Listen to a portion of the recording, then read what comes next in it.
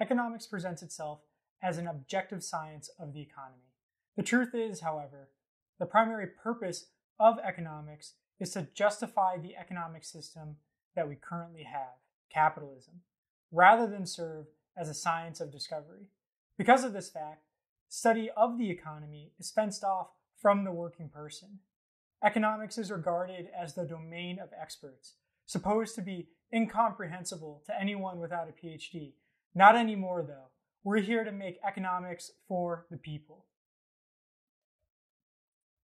In proof of point, take the seemingly simple and straightforward question of defining what is economics. I'm willing to bet few people could answer this question correctly. But don't worry, it's not your fault. Economists don't want you to know the answer.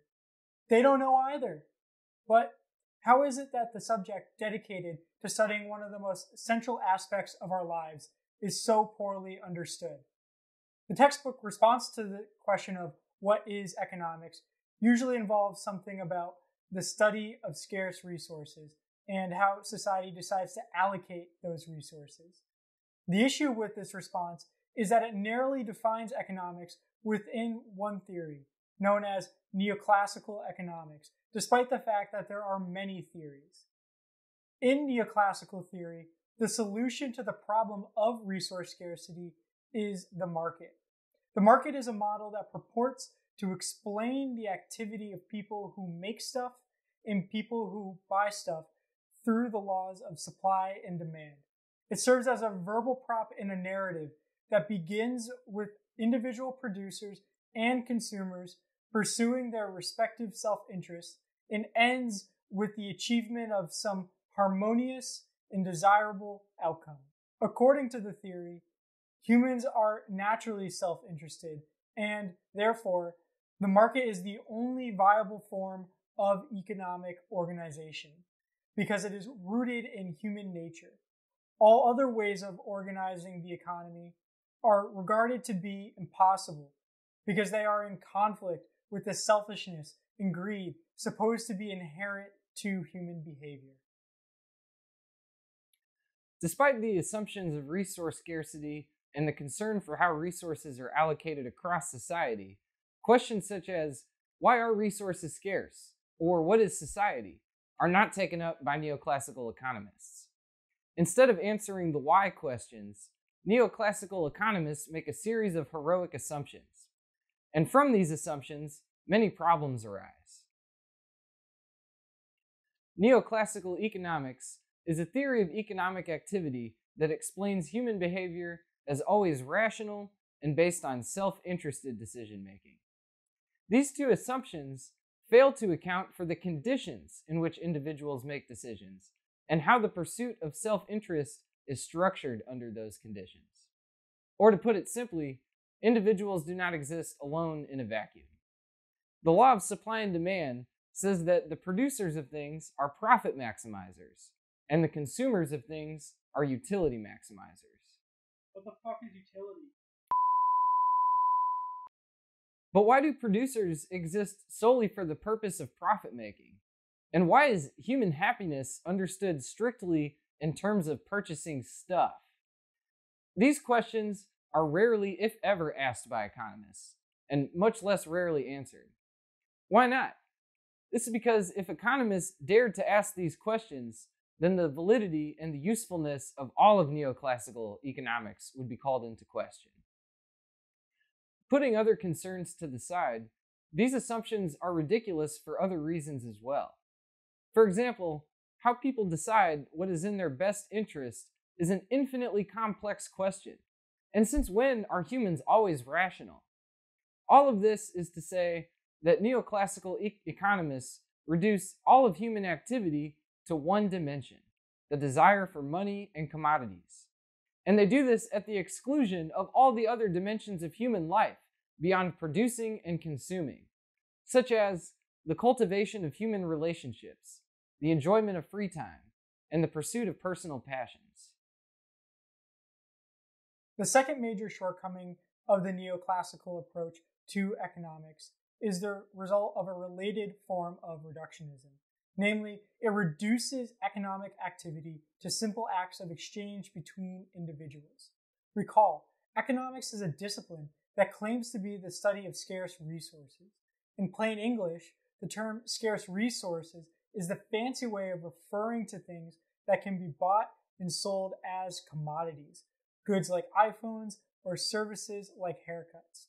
And therein lies the problem.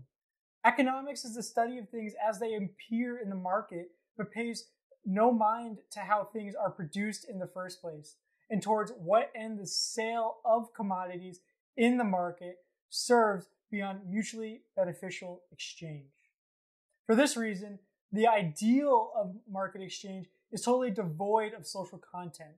By focusing strictly on things, mainstream economic analysis is unable to perceive the social relations by which things are produced.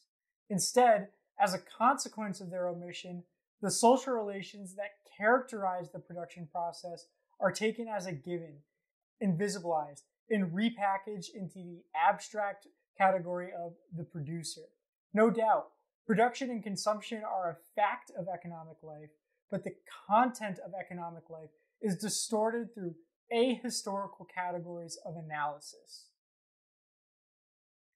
But what does it mean to say that something is ahistorical?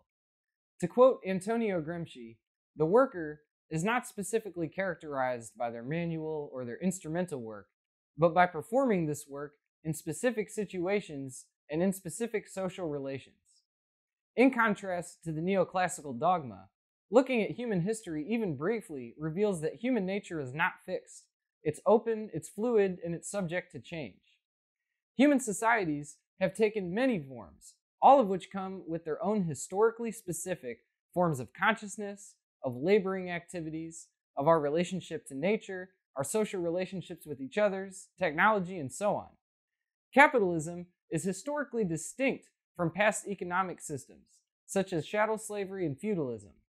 Both the slave plantation and the feudal manor were very different compared to the capitalist workplace that we spend most of our waking hours today.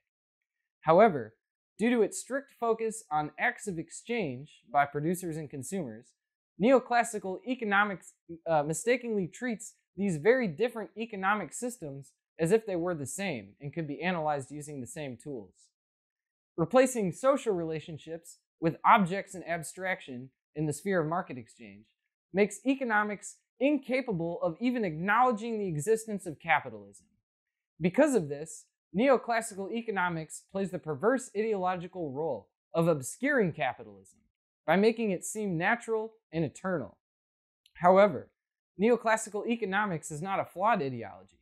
It is very successful at what it is meant to do, and that is to advance the private interests of capitalists at the expense of the public. By displacing capitalism from view, economics makes it impossible to critically analyze, and in doing so advances the material interests of capital to relentlessly exploit labor, consume our energy and time, privatize and commodify every aspect of our lives, and destroy the planet in the pursuit of profit. So long as capitalism is hidden from view, it cannot be subjected to critique. And so long as capitalism cannot be subjected to critique, it cannot be challenged. Thus, on a fundamental level, economics as a discipline is constituted in direct opposition to the promotion of public good, creating the conditions conducive to human flourishing and the collective interest of workers. Neoclassical theory is so dominant that other theories, often critical of capitalism, are not taken seriously. The theory of neoclassical economics is kind of like the average person's theory of their car. It can ask certain questions, like how to drive, brake, and steer. Neoclassical economists can, for example, estimate how much an economy produces in goods and services, how much tax revenue a government can expect from setting different tax rates. It can discuss this or that government regulation and how it might change the quantities and the prices of different products. But, like the average driver and their theory, neoclassical economists' questions are limited, and they can't tell you very much about what capitalism is and how it works. They have to make lots of assumptions about capitalism's brake lines, its steering column, its transmission, its fuel injection system, along with thousands of other crucial components, while just trying to keep the engine running. Now, if your car isn't working properly or it breaks down, you have to go to someone like a mechanic, because a mechanic has a more robust theory than you do about how cars work. They can understand and explain the dynamics underlying the assumptions that you have to make as an average driver. But unlike theories of cars, which are mostly technical and have very straightforward answers, right? The car works or it doesn't. The theories of the economy are much more confusing and less straightforward because they are ideological. The questions economists ask and answer are directly related to questions of power, social position, distribution, and who gets to decide what. Neoclassical economists have trouble admitting capitalism is a problem because they are ideologically and professionally committed to it, and by extension, the people it serves. This is why we're here to propose an alternative approach. Our approach is similar to the approach of the car mechanic. We're going to open up the hood on the capitalist economy and tell you how it works, who it works for, who it doesn't work for, and what we can all do about it. To quote the 20th century political economist Robert Helbrunner, it is the search for the order and meaning of social history that lies at the heart of economics, not the study of scarce resources.